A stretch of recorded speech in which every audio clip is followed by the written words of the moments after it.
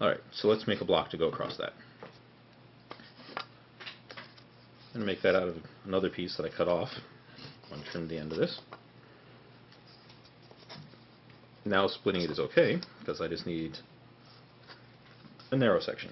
I'm going to pick a piece that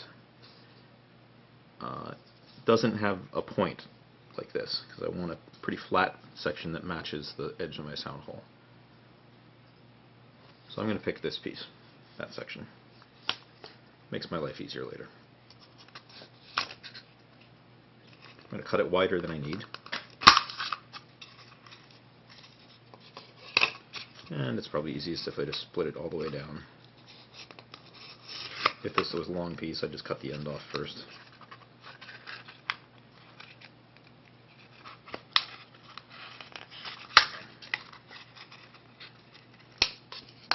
Alright, so there's the start of my block.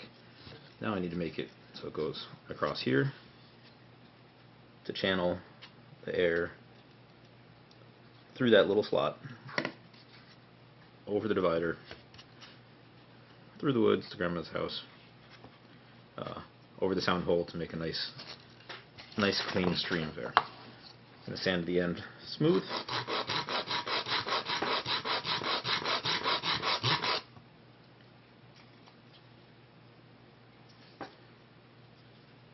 And square. I'm going to cut this off. It needs to be long enough to completely cover the slow air hole and the divider, but not so long that it gets up here in the way of putting your mouth at the end. And you can always make it shorter later, so I'm going to cut it about there for now.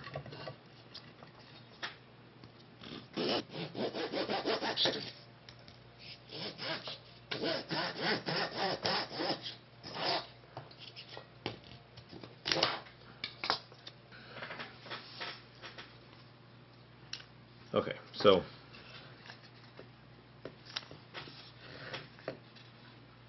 the job of the block is to move, like I said, air across the sound hole. The way it is now, it's got an arch shape. I'd like that to be flat. Let's see if it makes a note the way it is now, though. Okay, not bad. Surprising, actually, that it makes a note the first try. But I do want to refine that edge. So ideally, I will end up with a block that looks more like this. It doesn't have to be this thin, but it does have a rectangular slot cross section. And how do I produce that? Well, first, I'm going to sand it down. I want this end, one end to be flat to match that. So I'm going to sand it, I'm going to push down more at one end than the other.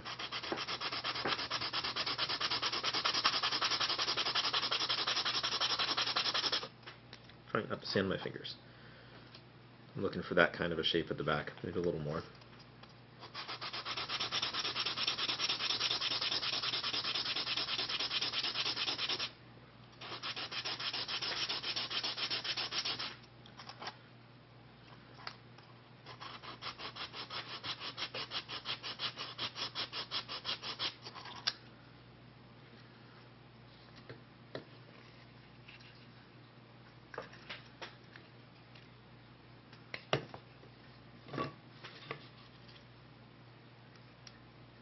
A little more.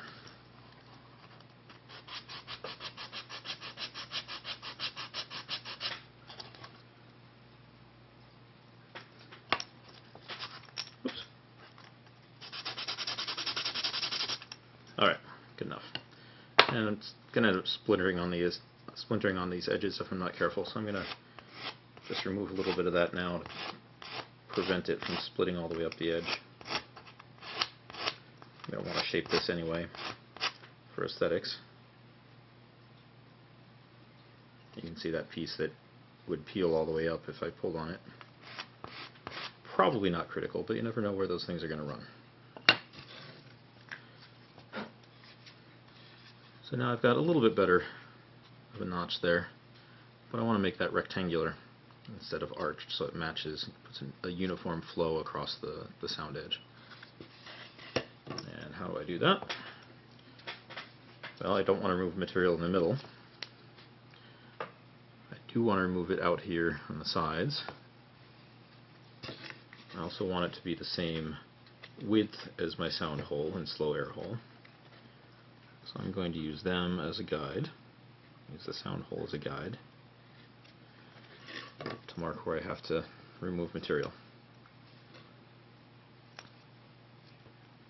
Now, what I don't want also is air path that is significantly tapered. So I'm going to try to make this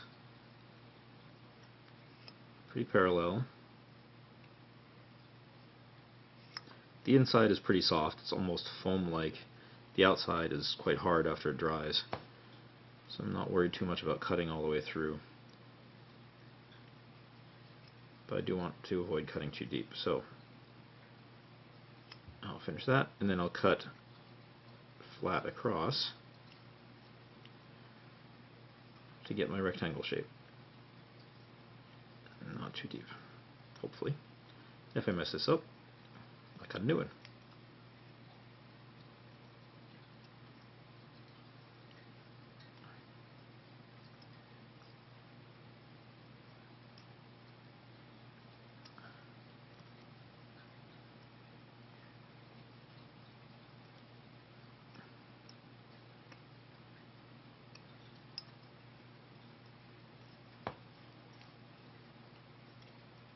Okay, you can start to see how I'm sort of developing a rectangular shape.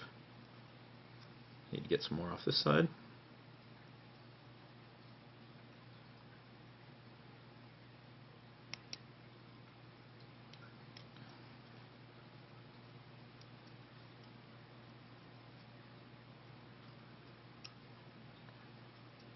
Did I mention don't cut your fingers? Way too easy to do with a sharp knife.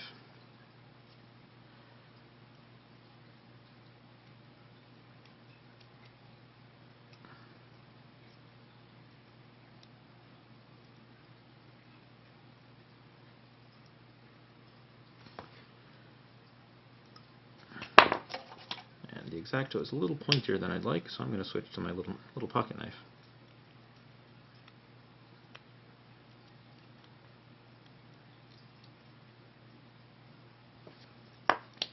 Getting better. A little uneven in height, but that's okay, because I'm going to fix that with sanding.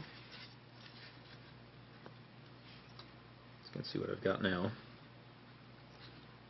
Definitely taller than I'd like. I'd like that to be maybe 2/3 or even half of that thickness of the slot. It's about the right width. See how it sounds.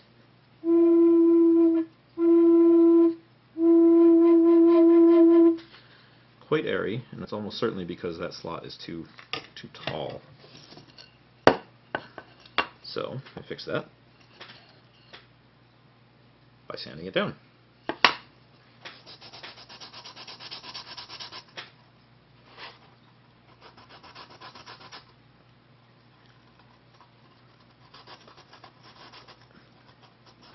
Kind of managing the pressures to get it on various edges, to get it to sand in the direction that you want it to, remove material where you want, and end up with, hopefully, a uniform thickness, uniform height slot for that air to travel nicely through.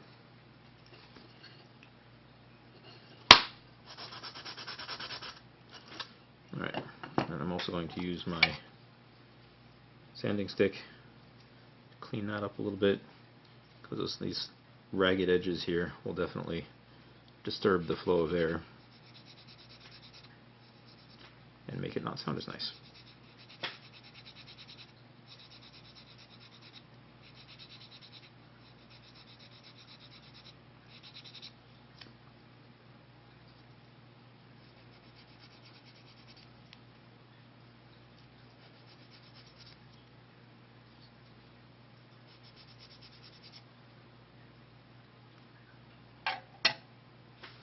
Alright, let's try that.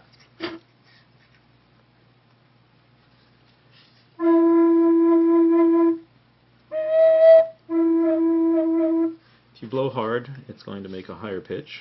It's going to skip up on harmonic. And the position of this makes a big difference. So if this is covering over the hole too much, or if the hole is too narrow, it will tend to squeak. It'll be very difficult to play the low notes. If it's too far back, well, you won't get any flow over the sound hole at all. If it's kind of intermediate, too far back, very airy, or it won't make a sound. So ideally, this edge of the sound hole and the edge of the block will line up, but you can adjust forward and back a little bit to get it to play right, even after you're done with the flute.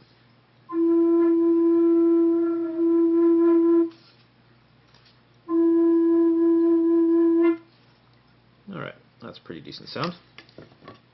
The larger flutes tend to sound a little more airy. I'm just going to square up that edge a bit. Make sure it's nice and sharp. The edges are kind of overhanging there, so I'm going to shape the block just a little more on the outside. This part has nothing to do with the sound, just aesthetics.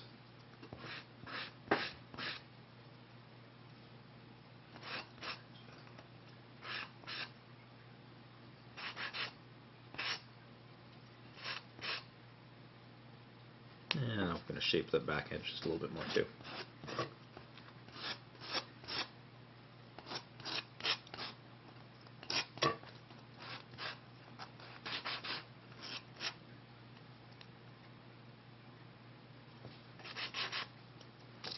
Finish up a little bit of sandpaper. And like I did with the sound hole earlier, there's a little whisker of a fiber there. Let's get that out of there.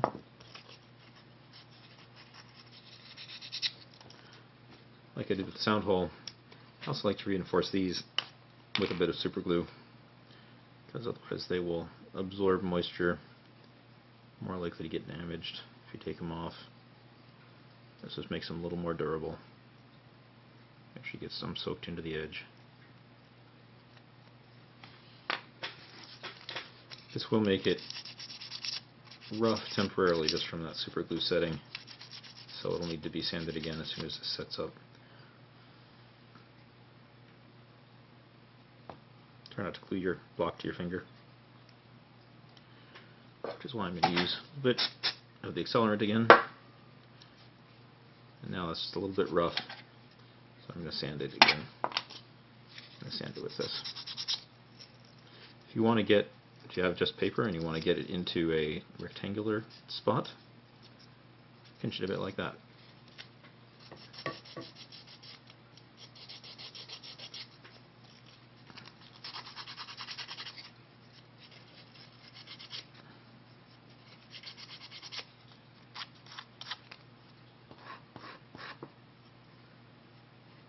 And I put super glue down here, not up there before, so I could still hold it without completely gluing it to my fingers.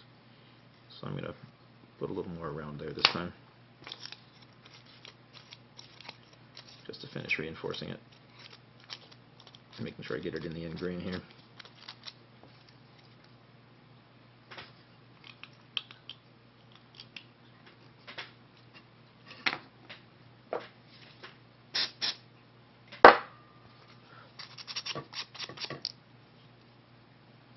Go by feel. It's very easy to feel rough spots, much easier than to see them. Alright. And how do we attach that? Well, we're not going to glue it on because we want to be able to adjust it. Sometimes you need to be able to adjust it just based on humidity and temperature in the day. But so instead of attaching it permanently, I'm going to bind it on. You can do this with, this is just deerskin lace. Doesn't really matter what width it is. You can do it with string, you can do it with rubber bands.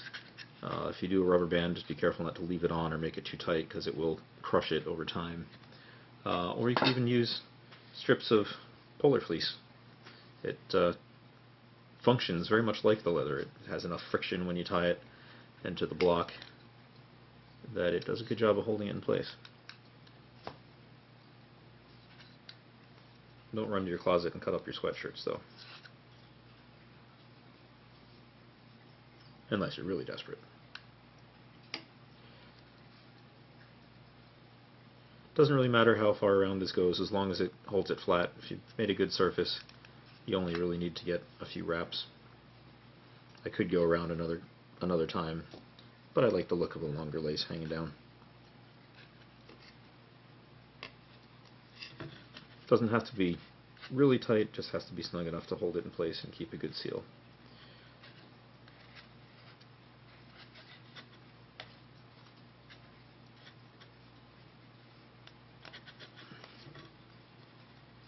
And it's because of the surface of the leather, just a half knot will hold it just fine. You do want to be able to take this off later and adjust it if you have to, or replace the block if you have to.